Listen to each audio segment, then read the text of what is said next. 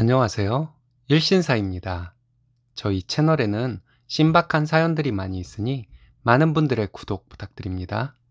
이번 사연은 친정에서 도와주신 돈에 욕심을 내던 시부모님을 참교육해 주었다는 며느님의 사연인데요. 함께 보시겠습니다.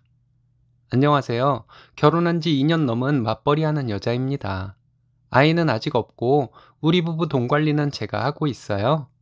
결혼 후에도 친정에서는 조금이라도 도움 주시려 해서 감사한 마음인데 시댁에는 돈 지출이 너무 커서 양가 통장을 따로 만들었습니다.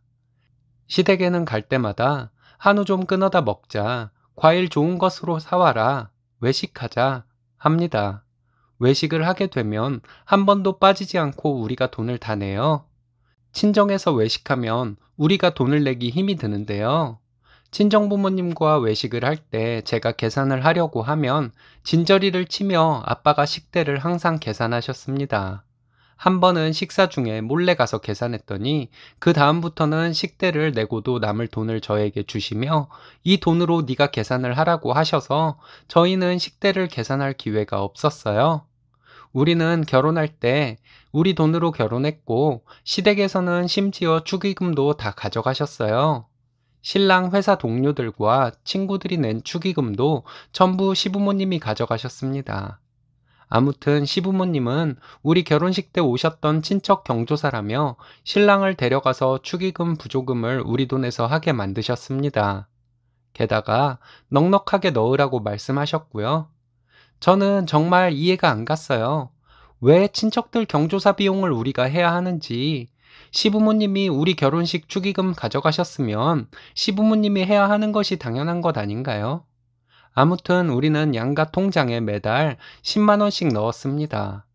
친정에는 뭔가를 사가려고 해도 너희 돈 모으라고 하시며 못 사오게 하시고 바리바리 싸주시는 데다가 식대 내라고 아빠가 돈 주시는 경우 그 금액이 식대의 거의 2배인 경우도 있습니다.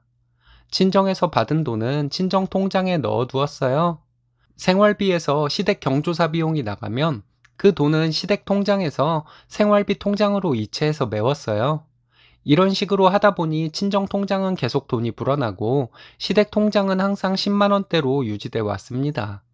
그런데 얼마 전에 시부모님이 생신 기념으로 여행을 가고 싶다고 하셨대요. 우리도 적금 넣고 대출금도 다 상환하지 못한 실정이라 허리띠 졸라매고 살고 있는데요.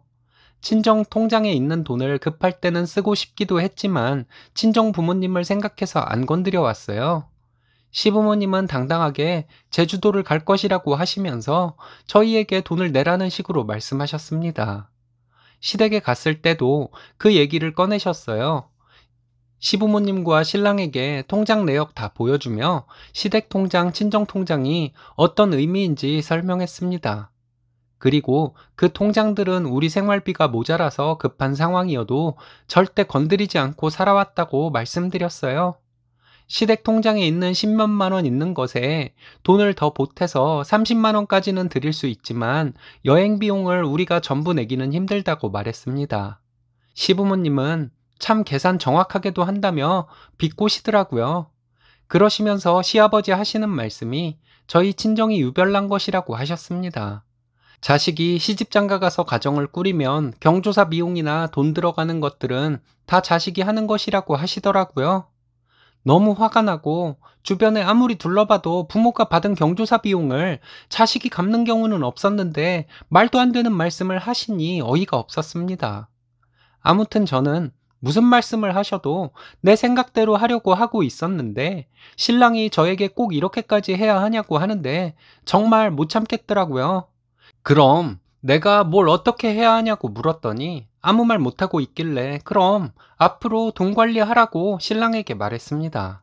시아버지가 어딜 어른들 앞에서 남편을 잡기를 잡냐고 하시길래 대꾸 안 하고 신랑에게 당신이 시댁 은행이냐고 했어요. 자식이 결혼해서 대출 갚으면서 허리띠 졸라매고 사는 것을 보면 안쓰러워서 우리 친정처럼 조금이라도 도와주려고 하는 것이 정상적인 부모들이라고 신랑에게 말했습니다. 시부모님 들으시라고 한 소리죠. 당신은 지금까지 은행으로 살아서 은행인 줄도 모르고 설치는 것인데 계속 은행으로 살고 싶으면 돈 관리 따로 하자고 했습니다. 시어머니는 돈 가지고 시부모를 무시한다고 뭐라 하시더군요. 돈 가지고 무시하는 것이 아니라 자꾸 바라시기만 하시고 어머님이 내셔야 할 돈까지 힘들게 사는 자식들이 내게 하는 것에 대해 얘기하는 것이라고 했습니다. 말 나온 김에 말씀드리겠다고 시댁 경조사 비용을 우리에게 내라고 하시는데 받을 것은 시부모님이 받으시고 낼 것은 왜 우리가 내야 하냐고 했습니다. 시댁 통장에 있는 10몇만 원을 보시고도 제주도 여행을 보내달라 하시는 것은 친정 통장에서 돈을 빼서라도 보내달라는 것이냐고 여쭤봤더니 시어머니는 아니라고 하셨어요. 친정 통장 말고는 돈 나올 곳이 없는데 그럼 저희가 무슨 돈으로 제주도 여행을 보내드릴 수 있겠냐고, 신랑도 이런 상황을 뻔히 알면서 그러는 것이면 친정 부모님이 주신 돈으로 시부모님 여행을 보내드리자는 것밖에 안 되는 것이라고 했습니다. 우리 부모님이 우리 도와주신 것이지 사돈 여행 보내드리라고 돈 주신 것이냐고 했어요. 말하다 보니 화가 나서 언성이 높아지더라고요. 솔직히 말씀드리자면 제가 소리 지르듯이 말했습니다. 이 부분에 대해서 제가 버릇없다 하시면 할 말은 없어요. 신랑에게 시부모님 앞에서 분명히 말씀드렸습니다.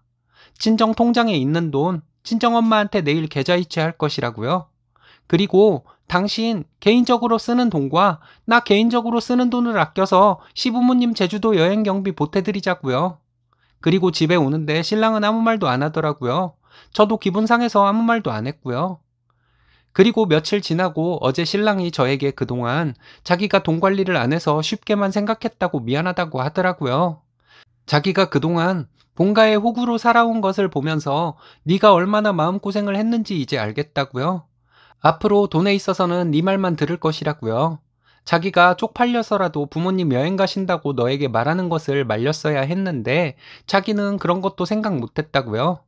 신랑이 이렇게 나오니 제 마음도 풀리고 시부모님께 죄송하기도 하고 그렇더라고요. 어쨌든 생신에 여행을 가시던지 안 가시던지 우리는 30만 원 드리겠다고 말씀드렸으니까 그 돈은 드리자고 했습니다. 신랑은 고맙긴 한데 이젠 그러지 말자고 하면서 시댁 통장에 있는 돈에서 10만 원 드리는 것으로만 하자고 하더라고요. 시부모님 밑에서 자라서 당연히 그렇게 사는 것인 줄 알고 살아온 신랑이 이렇게 생각을 바꾸기가 쉽지는 않았을 텐데 그렇게 말해주니 좀 안쓰럽기도 했습니다. 신랑이 이제 부모님으로부터 독립을 시작한 것이라고 생각해도 될까 모르겠어요. 신랑이 생각해오던 방식을 바꾸는 것도 행동하던 방식을 바꾸는 것도 힘들 텐데 제 말을 듣고 따라주려고 하니 저는 신랑에게 고마워해야 하는 것이겠죠. 저도 돈 가지고 치사하게 군 것도 있고 해서 친한 친구들에게도 이 얘기를 하기가 좀 그래서 이렇게 익명의 힘을 빌려 여러분들께 하소연하고 갑니다. 제 이야기 들어주셔서 감사합니다. 욕먹을 각오는 되어 있으니 제가 잘못한 것이 있으면 뭐라 하셔도 겸허히 듣겠습니다.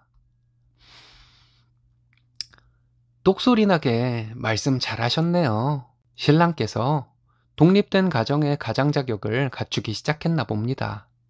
이제 행복할 일만 남았네요. 오늘의 사연은 여기까지입니다. 재밌으셨다면 좋아요, 구독 부탁드려요. 일신 사는 여러분들의 사연으로 제작됩니다. 많은 사연 제보 바랍니다. 여러분들의 사연은 아래 메일 주소로 부탁드려요.